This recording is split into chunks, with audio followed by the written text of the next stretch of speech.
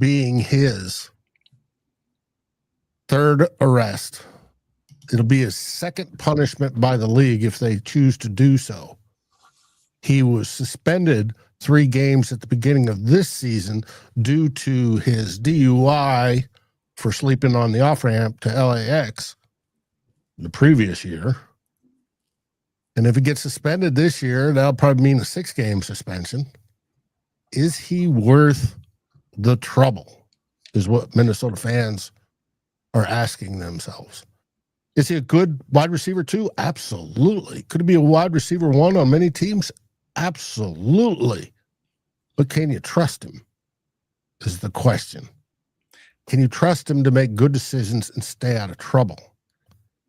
And that's a big question you got to ask, because this offseason, he's eligible for the contract extensions now. Well, we're coming up on the decision whether we give him the 5th-year extension or not. Remember, he was the first-round draft choice. So do we give him the 5th-year option or not? Do we re-sign Jalen Naylor because we know what we have there? Jalen Naylor could step up and be the wide receiver too. It's got Kevin O'Connell and Kwesi Adolfo-Mensah, I'm sure, scratching their heads and pulling out their hair and causing gray hair. I know with Kevin O'Connell, it's all falling out, but with Kwesi, it's probably turning gray, because how would you like to get a call in the morning? Hey, by the way, wide receiver 2, Jordan Addison, was arrested Sunday night. We're just finding out about it on Tuesday. It's not a good show or not a good picture for the young Jordan Addison. So we'll find out. If he's convicted, he could do up to a year in jail or $1,000 fine.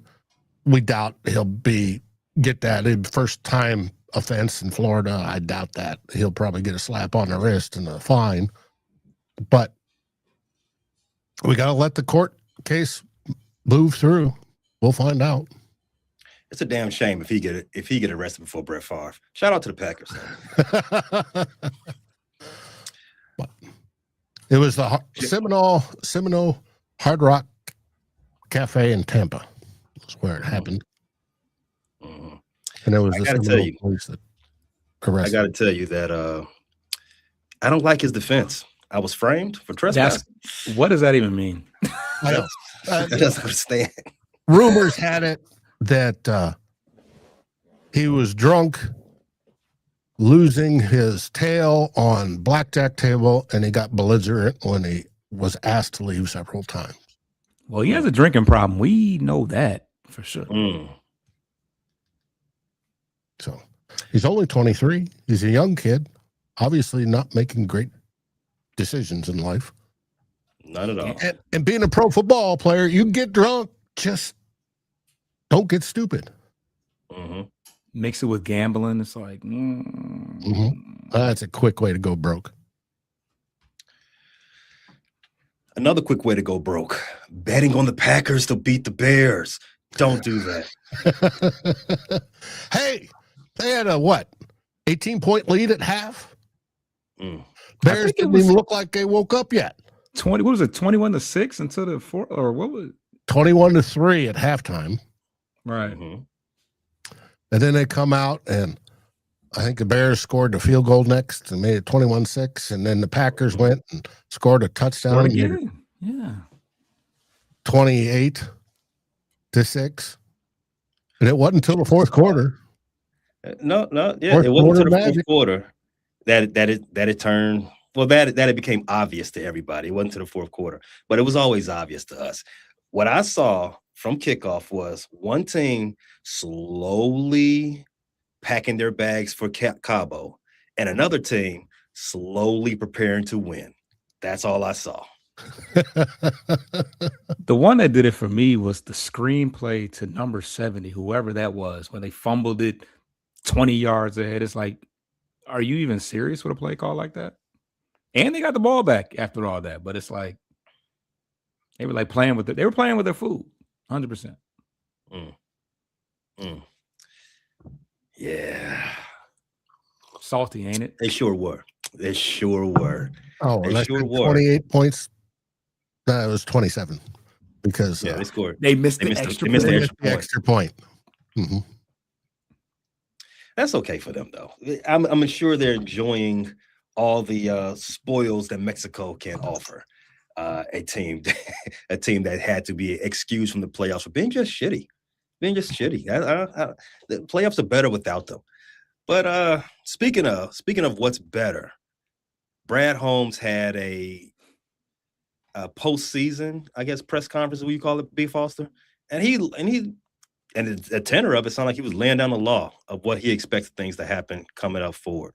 What did you get from that? Well, I mean, he made sure to grade himself as a solid F for not making the playoffs, which I'm totally okay with, because the expectations around here is that we make the playoffs every year. So it's either you're in or you're not, regardless of whether you go 500, regardless of whether you beat the Bears twice. It's just not acceptable at this point.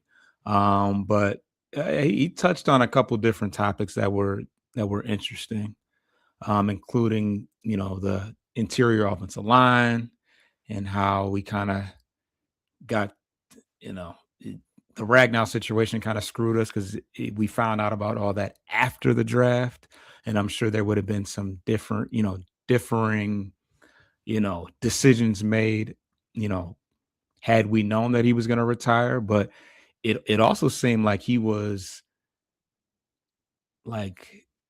he had the injury, had some of the things that popped up in Kirby Joseph's injury report, had that been apparent to them before we signed that extension, that we might have been reluctant to do that extension.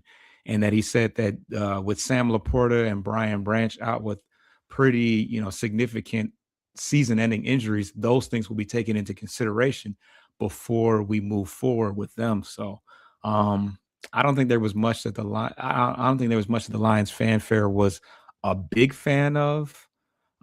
He seemed to kind of shrug off the future of David Montgomery in Detroit, but also how we were going to play that opposite edge rusher position going into the offseason, because Al-Qadim Muhammad is due for a major payday coming up. So, definitely some big question marks going into the. Bring back Davenport. Have him injured by the first quarter of the first game. Yeah. Well, one thing we do know, Davenport will probably not be back, and a couple other guys, Levi Onwuzurike, Pascal. So that should open up some. Some salary cap for Al-Qadim Muhammad, because I think that should be probably number one priority outside of the interior offensive line, because he had a great year, 12 sacks.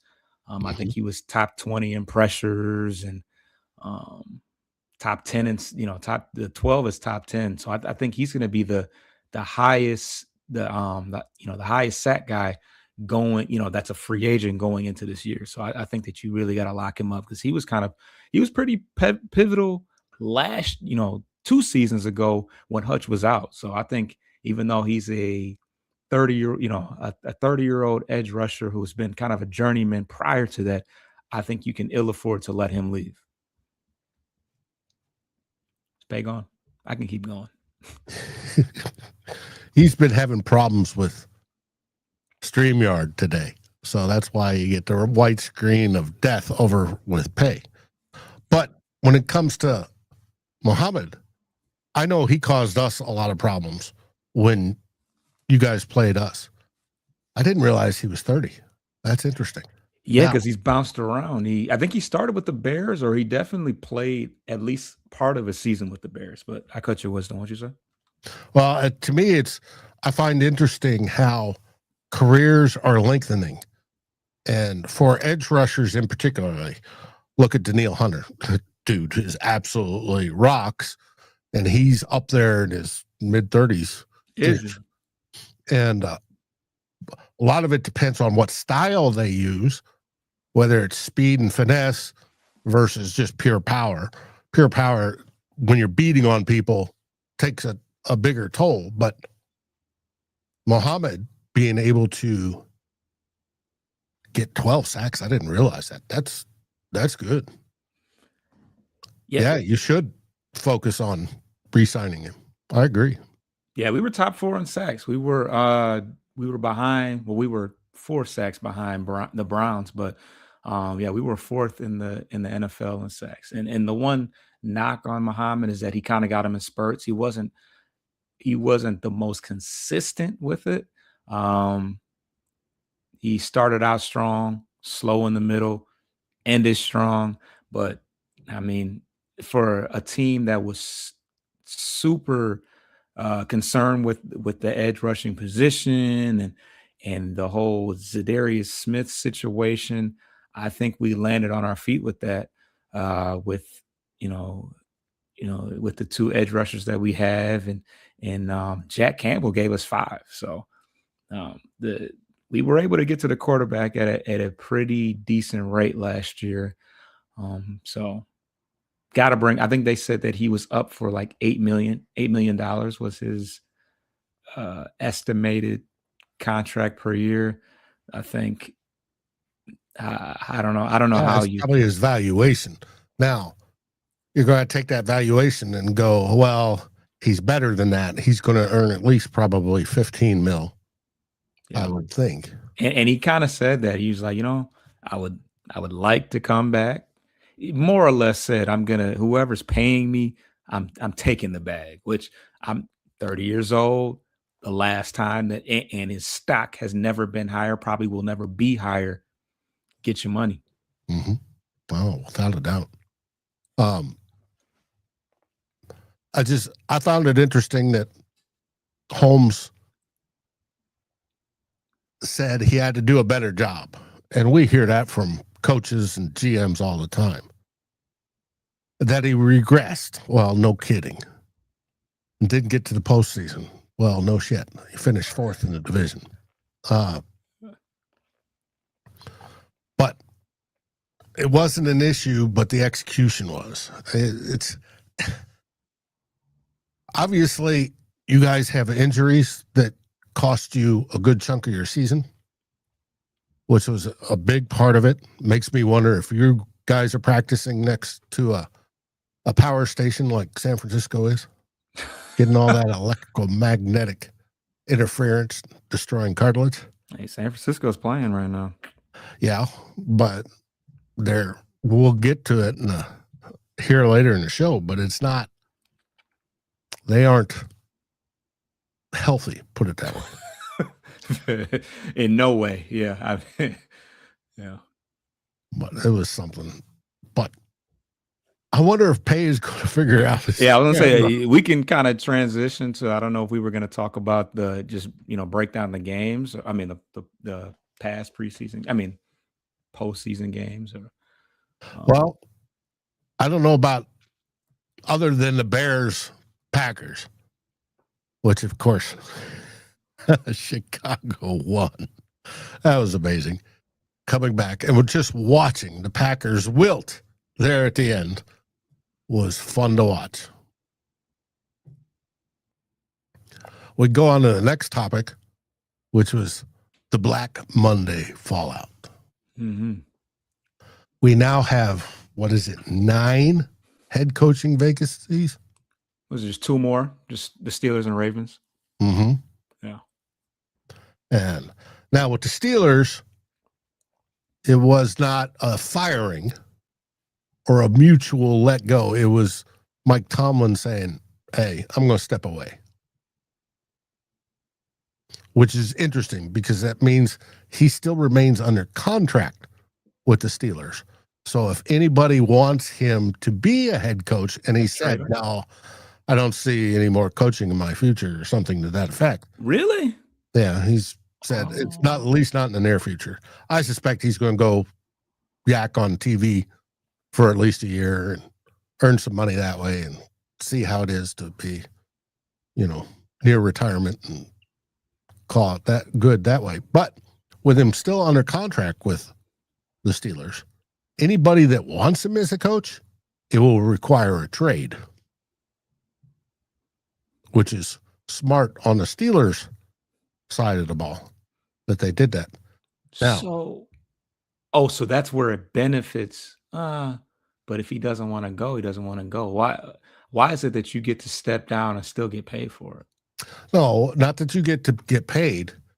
Oh, under contract. Under contract. Gotcha. That the Steelers own your rights. Gotcha. That makes sense. Is what it means. Okay. So, but we have Arizona Cardinals. We know they fired their coach. Atlanta Falcons did it after the season. Raheem Morris was gone, along with their GM, Terry Fontenot. Baltimore Ravens, John Harbaugh was released. What do they call it? A mutual understanding or something to that effect. He was fired, is basically what it turned out to be. Cleveland Browns fired Kevin Stefanski, but kept their GM, Andrew Berry. Like, that's going to go well next year. We'll find out. Vegas fired Pete Carroll, the 72 or 3-year-old man. That's going to be interesting to see how that ends up and who they bring in to turn that organization around. The Dolphins, after initially keeping Mike McDaniel, fired him. So that's opening. New York Giants fired Brian Daboll midseason. We know that. The Giants are one of the top destinations for a possible new coach. The Steelers, Mike Tomlin, like we just talked about, stepped down. And then the Tennessee Titans fired their coach way earlier in the season. So it's interesting to see how everything goes. Of those teams, if you were a coach, where would you go and what is your selection criteria going to be? And I'll give an example. The Raiders have the first pick.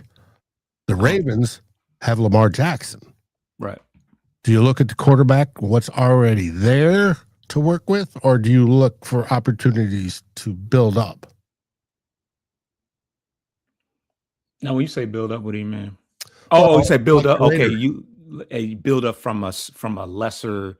Right. I mean, if you're looking at job security, obviously they tend to hold on to their coaches for a long time. So as long as you can kind of maintain that standard, you can probably hang around a little bit. I think we talked about that last week, right?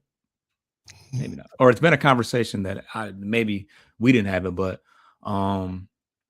that's another thing. You look at the owners. How do the owners treat their coaches? I mean, Carroll has been there, 2 years? I think 1. Yeah, I was going to say, yeah, he wasn't there long. So that's a revolving door over in Vegas. That's. But will it change with the GOAT now being a part owner? Tom Brady is the question. Yeah. Or is it, same old Raiders? Right. And then you got the Brown situation. That's probably the biggest mess. I would think so. I mean, the Cardinals, it's not ideal, not great. Well, Cardinals are going to have to decide on who's their quarterback. Correct. Yeah, I had a inkling of the Atlanta situation, but you guys said that might be the biggest. Not the biggest mess, because I think the Raiders are the biggest mess, but just with the whole Cousins Penix situation, that and Pay even said that Justin Fields he thinks is going to be the next one, which that doesn't sound too appealing. No. What I'm figuring is you've got the Ravens with Lamar Jackson.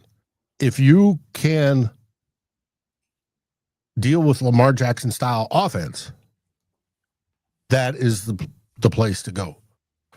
If you want longevity, you want the Steelers, because they keep their coaches for nearly 2 decades. Yeah, but they got that old ass roster. Yeah. Like in the quarterback situation over there. Mm-hmm. Yeah. Mike Tomlin hadn't won a playoff game since Big Ben retired. And he couldn't find a quarterback to replace him.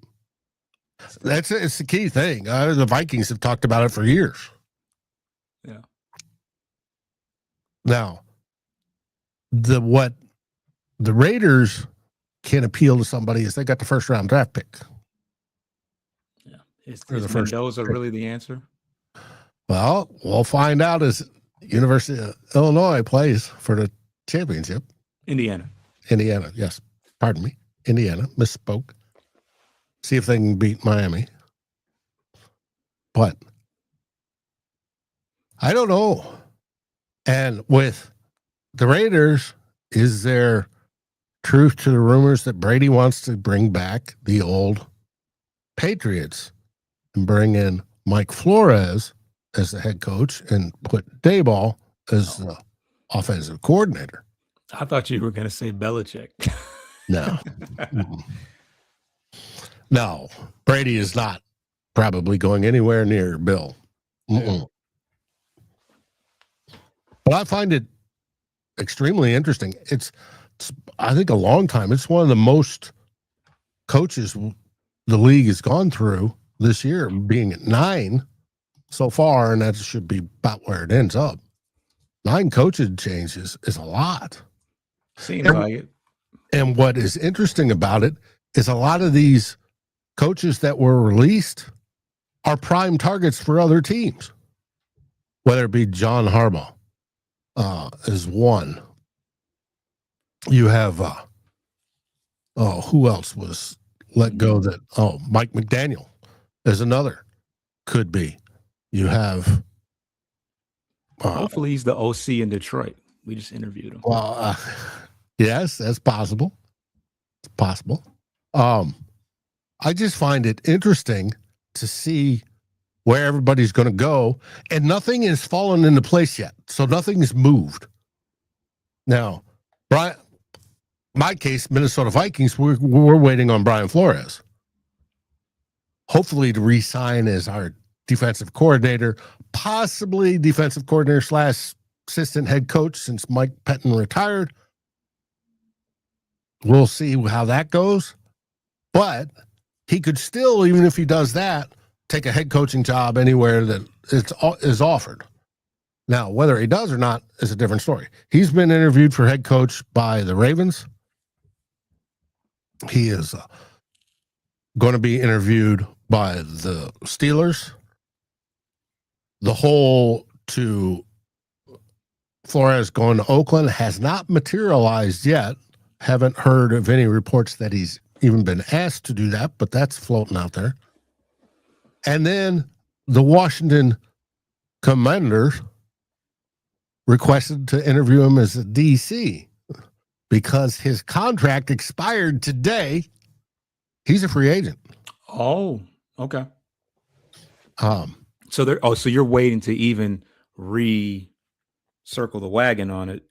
Well, he's been made an offer by the Vikings, I'm sure, and it doesn't have anything to do with money. They're offering him all to make him the highest paid, for my sources, the highest paid coordinator in the NFL.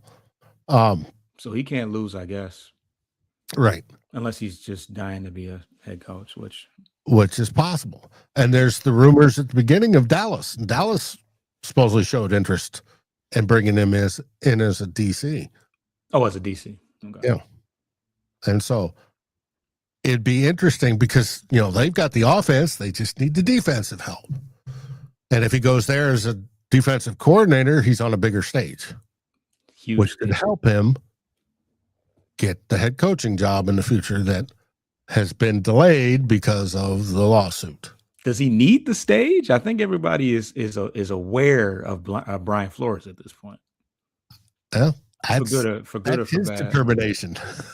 Yeah, we are in the NFC North, obviously, but I don't know how much of the whole NFL media and realm is or isn't. He was a head coach already, though. Mm-hmm. Now, Some of the people that have been interviewed so far or scheduled to interview are Steve Spagnuolo with the Titans and the Dolphins. You have Matt Nagy with the Falcons, Titans, Raiders, Cardinals, Ravens. Vance Joseph is a hot name. Lou Anarumo. He's got his first. He's DC for what? He has names mentioned. Kevin Stefanski, also another hot hire who will probably go be a head coach someplace else. Mm-hmm. Clint Kubiak, Anthony Weaver, Raheem Morris, Robert Saleh, Todd Monken, Aiden Durd, Thomas Brown, Dave Canales, Mike Kafka, Dan Pitcher, Tommy Reese, Jim Schwartz, Anthony Pierce, Jeff Hafley. That's crazy. And Antonio Pierce is the only one that's been supposedly requested by the Raiders. Arthur Smith, Brian Flores. Wait, Antonio Pierce already, where do you coach? For the Raiders, right? Could be. I think so. You said he was requested for the head coach position. I thought he already coached. Yeah, but he might get promoted is what it's saying. Like back to, so he was never a head coach? I don't think so. Hold on. I'd have to look it up. He was the interim head coach back in 2024 for the Raiders. Mm. So maybe he got demoted, and yeah, he was already an interim head coach for them in late 2023. Went 5-4, and then went 4-13 and was fired. Okay. You have Jeff Hafley, Arthur Smith. Let's see, Darren Ritchie, Cliff Kingsbury, Joe Brady, Jesse Minter, Chris Shula, Mike McDaniel. We've already talked about Nate Shilhassi, pass game guy for the Rams. Mike LaFleur, brother to Matt LaFleur, and I expected Matt LaFleur. There was lots of calls to have him fired. Thought he was going to get fired? Mm-hmm. But we'll see. Now they're renegotiating his extension. Right. And I'm sure he lost money as well. He should have. To lose to the Bears, that's got to be embarrassing. The way they lost. They lost. I know. It's just too bad. Right pay. Losing. I came in on the funniest part of that show because now what you're saying, losing to the who is what embarrassing? Losing to the Bears. Well, he said it's unfortunate. For Matt LaFleur to lose to the Bears the way he did was embarrassing. Yeah. Was embarrassing. Yeah. Getting your teeth kicked in 2 out of 3 times. I don't know how embarrassing it could have been. He's used to it by now. But that's why the fans were calling for his head. Yeah, that's the whole idea. I was going to ask that question too, because with all this other coaching turnover, should he be a part of that? We led the coming into the season. We talked about how because of the Packers have a unique ownership structure, and they said that they don't do lame duck coaches. So, and now he's going into his last season of his contract. Yeah, but they're talking about negotiating an extension. Now, which I said, if they give him an extension, he's lost millions because he hasn't won anything in a while. The last 3 years, they've been a 7th seed, and they've only advanced past the wild card round once. Mm-hmm. Better coach has been fired. Mm-hmm. O'Connell might be on the hot list next year if he doesn't do anything. But Possibly. Now, other names are Ejiro Evero, Grant Udinsky, John Harbaugh, which we just discussed, Kevin Shepard, Jonathan Gannon, Patrick Graham, and Matt Burke. Did you have any inputs now that you joined us again there, Pay, on the coaching carousel?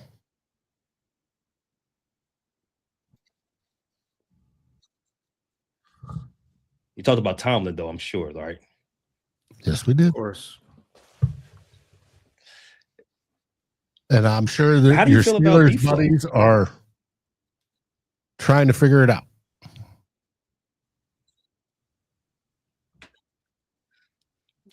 It'd be an easy fix for them.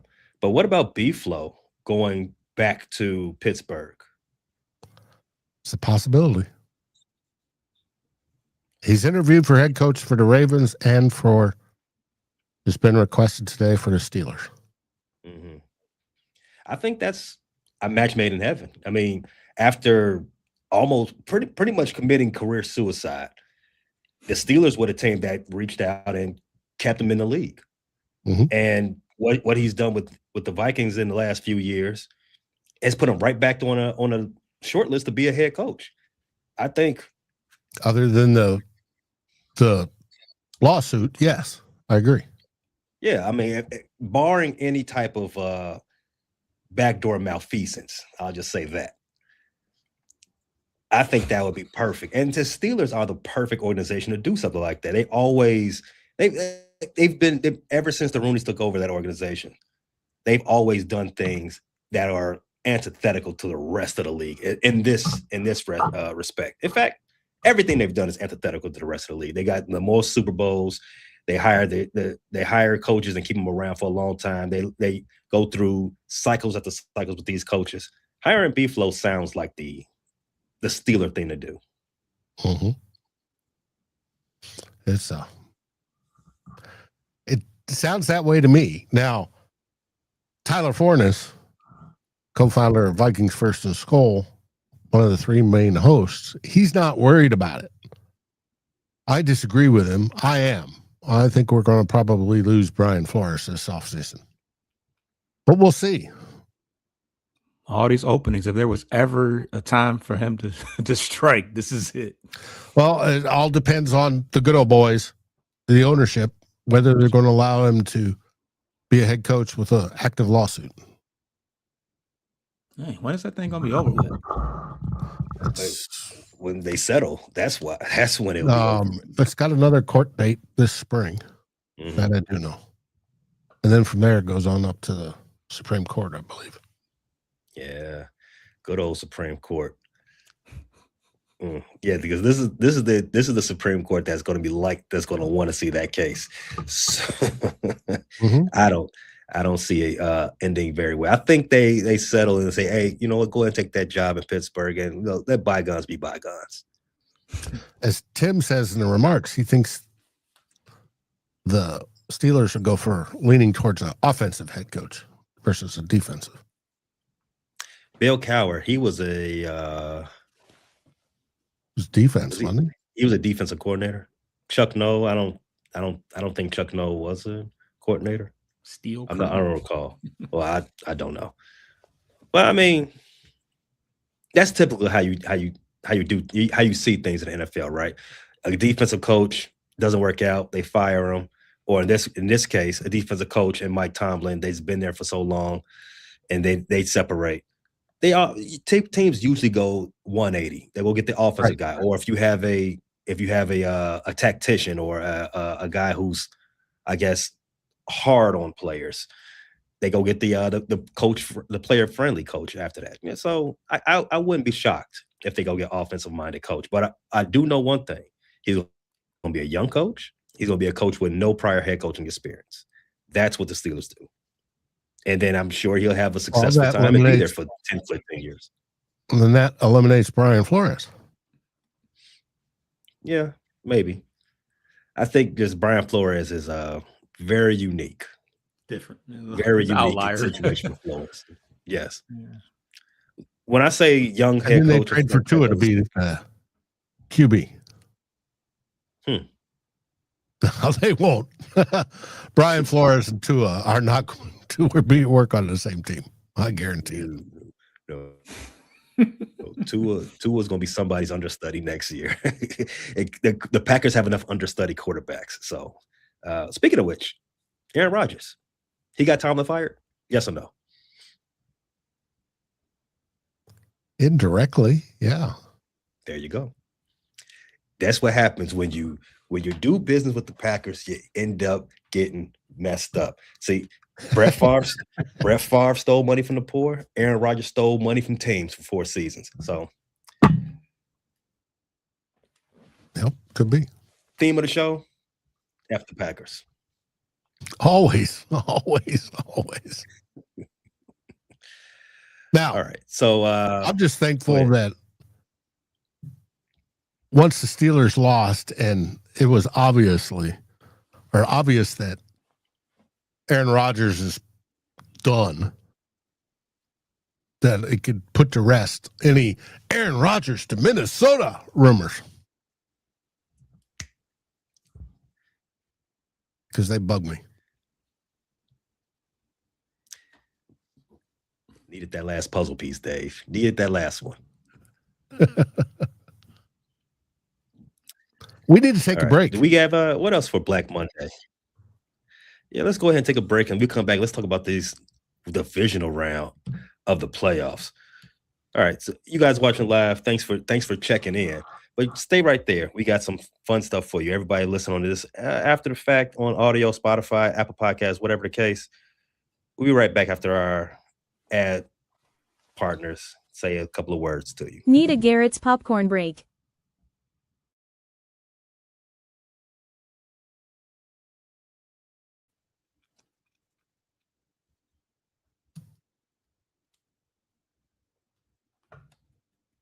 Of the why?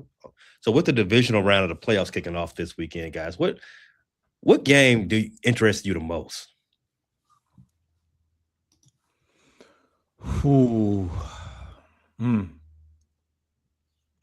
Niners and Seahawks. That's a division. That's a divisional rivalry of sorts. Of sorts. You don't think that's a rivalry? It is. I don't. It's not. I don't really tap into it too much, but I mean, there was a Legion of Boom versus Michael Crabtree, that whole situation. So I mean, then it goes back further than that. So I mean, I think it is a real rivalry. I mean, other than but this is not the same for. I mean, this is a Niner team without Kittle and everybody. Both. There's a lot of missing pieces over there. So. But that's what they do. San Francisco's always got missing pieces. That's their identity. Other than that, you got in the AFC, you got the number 1 seed Broncos facing the Buffalo Bills, right? Mm-hmm. How do you all see that going? On Saturday, no less. I see Bills are favored by 1.5. Last time I looked, which is weird. But it is and it isn't. The Broncos obviously have a very good record this season and have won a lot of games, especially with their defense. Bo Nix is Bo Nix, which is fine. It's going to be interesting to see if Buffalo chokes this one away and the Broncos hold them or not. It's when you have Sean Payton coming out and telling the fans, we want you to get loud when Buffalo is in the huddle, not just at the offensive line, but in the huddle. We want you to make it difficult for them. Can you do that? I know Mile High is going to be absolutely rocking. We'll see. It's going to be a good game. This one is probably the closest of the bunch that I see this weekend. And it's going to be wild to watch. I'm going to watch all of them, but this one is going to be wild.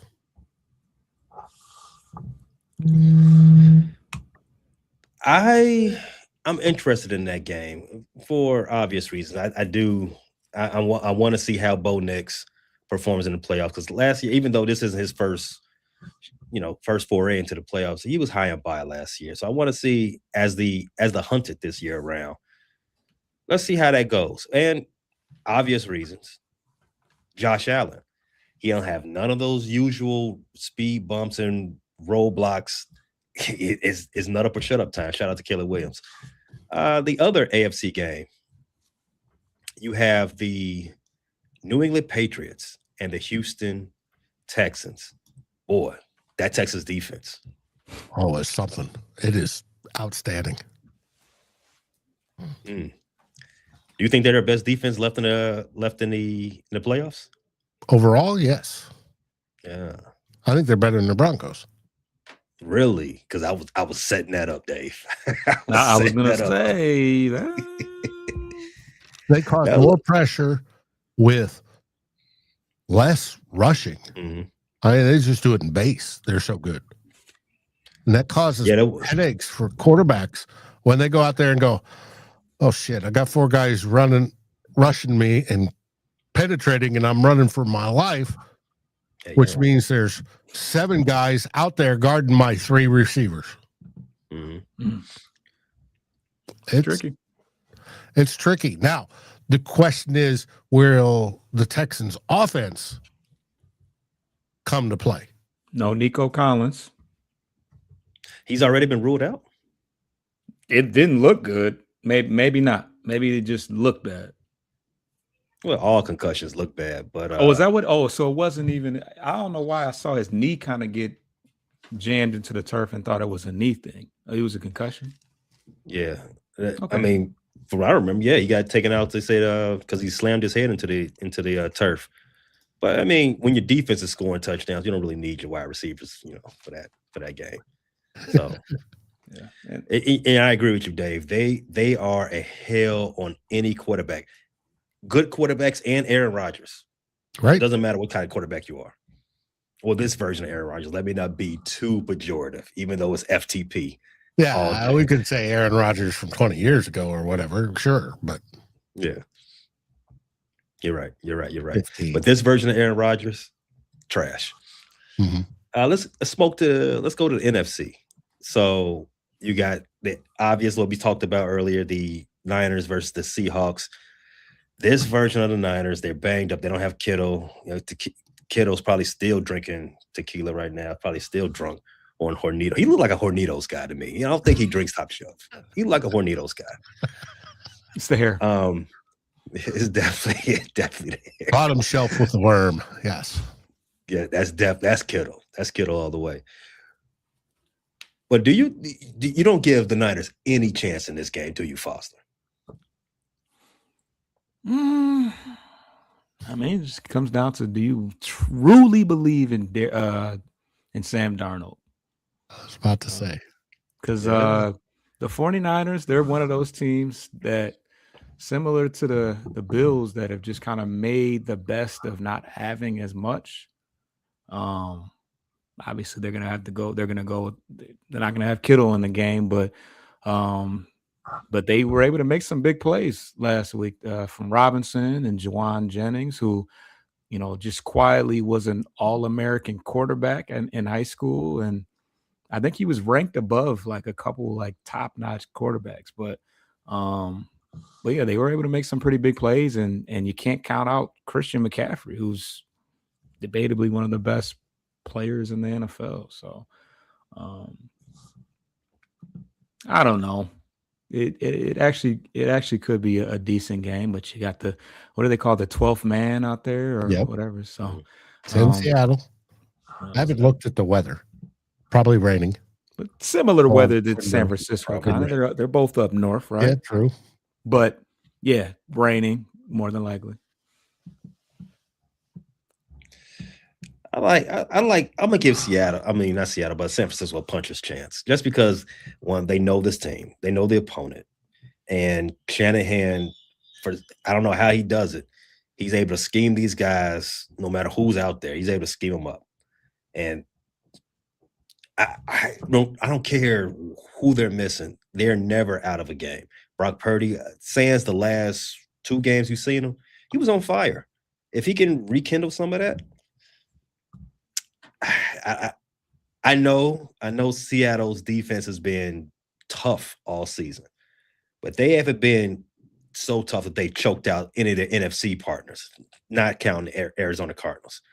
So I think that's going to be the closest game of the weekend, but the best game of the weekend. Well, now Tim came with the weather report: 52, no rain. So it's almost like a summer day in Seattle. Yeah. No rain out there, Tim. Well, that's kind of that's interesting for this time of year. Going to advantage Darnold, I would think. How do you think Darnold's going to do in this game? Do you put it like this? Better question. I know Darnold has a unique contract that Seattle can get out of it after, I think, every year in that contract. Jeez. Does this do they need to see any more out of him, or are they set on him being the franchise quarterback? I think they're set. They're set. He won more playoff game than he did with Minnesota. He hasn't had one yet. True. You're right. Right. Thank you, Foster.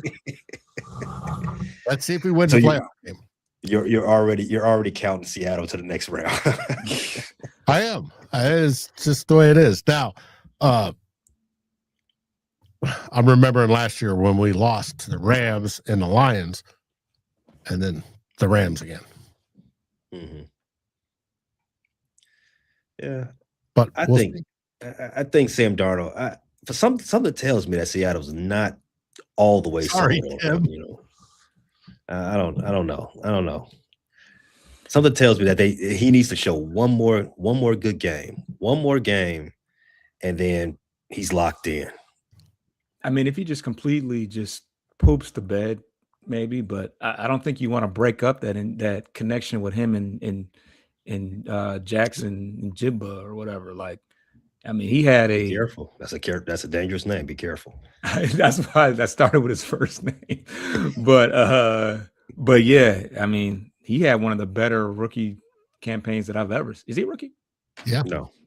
He's a second-year player. Second-year player? Second year. But still, one of the best. Yeah. I mean, outside of Puka Nacua, who just took off at the end of the year, I mean, did anybody have a better year than him? As a wide receiver, no. I don't even think Puka Nacua is in the same conversation. I think it was JSN and nobody else. I don't know. Nacua had a crazy ending of the year. But started with the JSN, Lions. He had like 11 catches yesterday against Carolina. JSN was doing that every week. He was, but case in point. Sam Darnold was his QB. Nah, that's shade. I don't think that was necessary.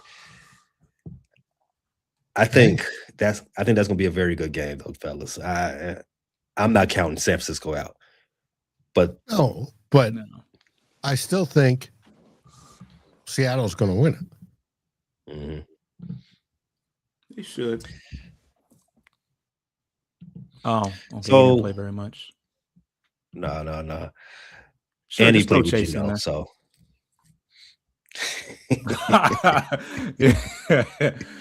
Yeah, that's crazy. My research on the game. What fans and fan sites and local beat writers are saying. Rivalry hype. 49er fans are worried about injuries. They should be. Seahawks fans, trash talk. Example, Jaron Reed shots. Uchenna Nwosu warnings. Beat writers, Greg Bell. Darnold healthy. Fans discuss moon phases for luck.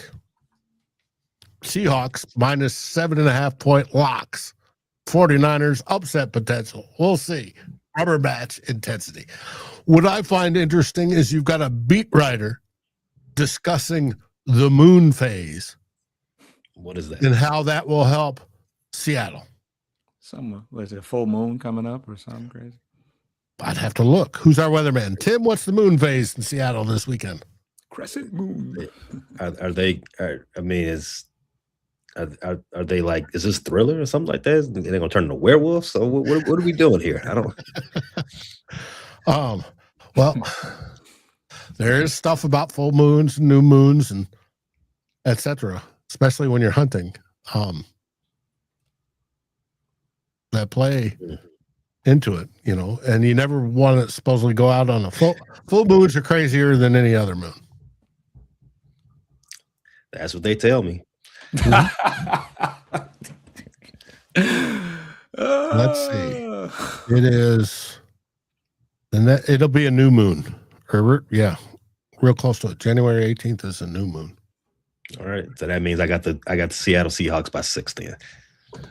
Mm-hmm. Best game of the weekend.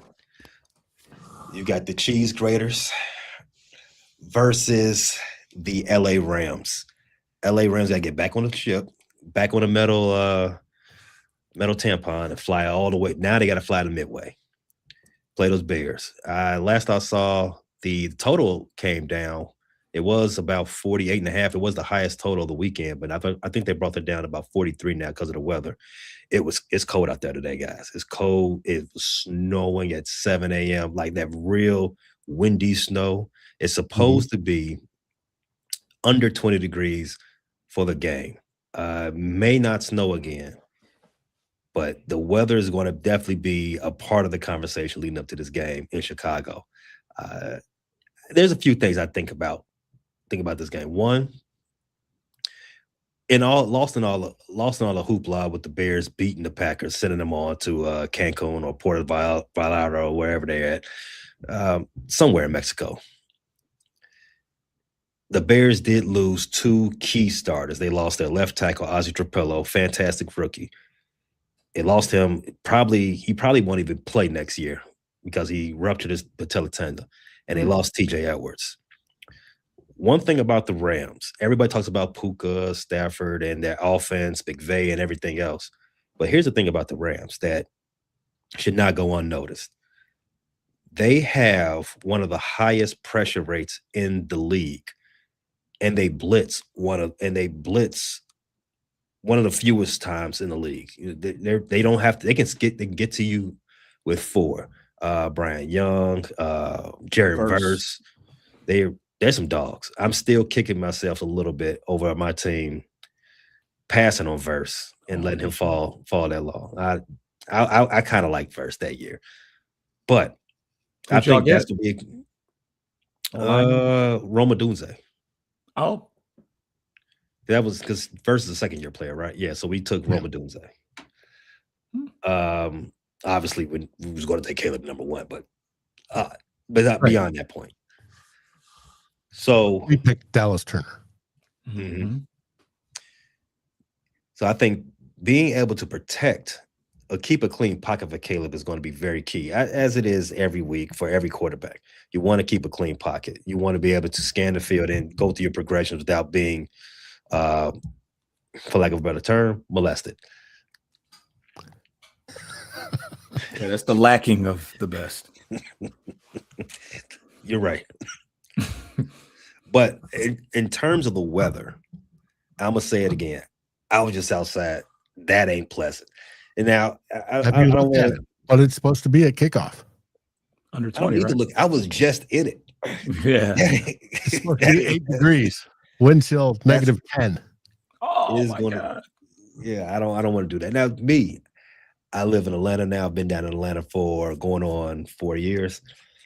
Even though somebody who lived in Chicago for decades, worked outside in the cold for 15 years. I thought I just had, it was in my blood. I could do that stuff. Move it away, and then coming back, you lose it. So I don't want to hear nothing. Blood thickens up, and it's just exactly.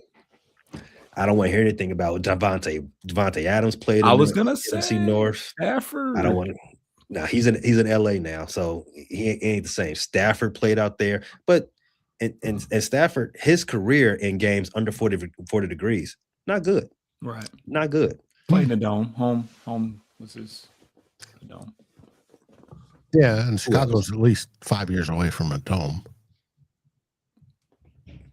Maybe. We shall see. It's coming back. Don't count the Chicago politicians out. They might build a dome in Chicago. We shall see. We don't know yet. Don't count any. No ground has been broken, so none of those renderings matter. But for this game, that's it. It's the Bears' weather versus the LA's pass pressure. Which one's going to win out? I've been saying that the Bears, for the last month, I've been saying that this game bodes well for the Bears' rushing attack, and I've been wrong each time. The rushing attempts have steadily been going down between each games, and Caleb his attempts have steadily been going up. If Caleb throws for 40 passes again this week, I don't know what to say. This has got to be a game that DeAndre Swift and Cal Monunga just kill it. Well, I can almost guarantee the Rams will be winning after 3 quarters. I mean, regardless of how it plays out. How it plays out, the Rams will be, because the Bears won't be warmed up till the 4th quarter. That's when they flourish. It's a 60-minute game there, Dave. I know it is. I'm well aware. No doubt. And I'm well aware you got Houdini as your quarterback. His son. Mm-hmm. It's going to be a fun game to watch. I grant that. I can't believe the Rams are favored by 3.5 in Chicago. They are. I mean, if you played this game in a neutral site 10 times, I'm assuming the Rams will win by 6 times. I think on paper they're the better team, but you got to play it at Chicago, and playing it in Chicago and playing this team, anything can happen. I can't wait to see what that anything's going to be this time around. Foster, what you got coming up at Bleach the Speakers? Ooh, should have some draft coverage coming up pretty soon, but before that, we will have a show grading out our position groups, and we're gonna be grading the last 5 draft classes. That's what we're gonna be doing for certain. So that'll be something you definitely want to check out because Brad Holmes, where everybody tends to hang their hat on his ability to draft. So we're gonna put that to the test. I know June loves that because, as he famously says, he hates all picks when they come in. And then, I guess I was wrong. Mm-hmm. All right. Where can they find us at? Bleachers to Speakers on YouTube. All right. Go subscribe. You do great work. Yes. Road to 500. It's not a bad subscription either. I tap in all the time. I don't know what they're talking about. But I'm tapping in because it's a fun show each time. Pistons, Tigers, Lions. I'm here for it. Absolutely. Maybe Red Wings soon. Soon on the Red Wings. Dave, what we got in story at Vikings first and score? Well, right now we're flat out into draft coverage. We've had 2 shows come out with 6 draftees scouted by Tyler Fornes. There'll be more. We're going to speed it up to where there's probably 6 guys a week we'll go over. And then this week with 2 old bloggers, Darren and I will be talking about what happened this week in the press conference we had yesterday where nothing changed. The definition of mediocrity. 9 and 8. No firings, no nothing. Nothing's changed. You don't need any more firings now, do you? Oh, there's a few we'd like to see. No. Now that's the content that I'm tuning in for. Everybody, go ahead, check out Vikings first and score to hear that. Who do they want to get the bucket? Mm-hmm. But as you know, at Frustrated Chicago Sports Fan Channel, we got a playoff game to talk about. That will be on your YouTube, Spotify, Apple Podcasts, iHeartRadio, and all the rest feed Friday afternoon. We will preview that. It's all hands on deck. All of our Bears coverage guys will be on there and checking that out. It's also, as you always typically do on Thursdays after this show, stay tuned because Pay Dirt, our football gambling show, will also be there to talk about all those sexy lines, building those sexy parlays so you can get you some sexy money. We just hit one a couple of weeks back. So come on, spin the block with us again. Let's get some more money. Who's going to win, Miami or Indiana? Let's find out what you think. Foster. Tim wonders if you're going to be on time for Pay Dirt. Absolutely not. Foster, what do they say up there in Detroit? Dave? They say.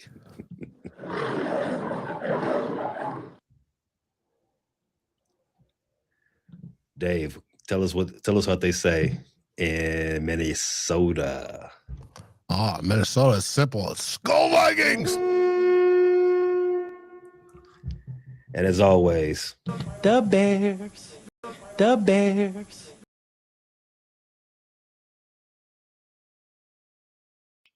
Thanks for listening to this latest episode from the Frustrated Chicago Sports Fan Channel. Don't matter if you listen to this on Apple Podcasts or Spotify or watch it on Twitch or YouTube. Make sure you like, subscribe, share with a friend, hit the notification bell so you never miss a drop. And to all the guys from Chicago, we say three things. Bear down, go Cubs go, and sell the team, Jerry.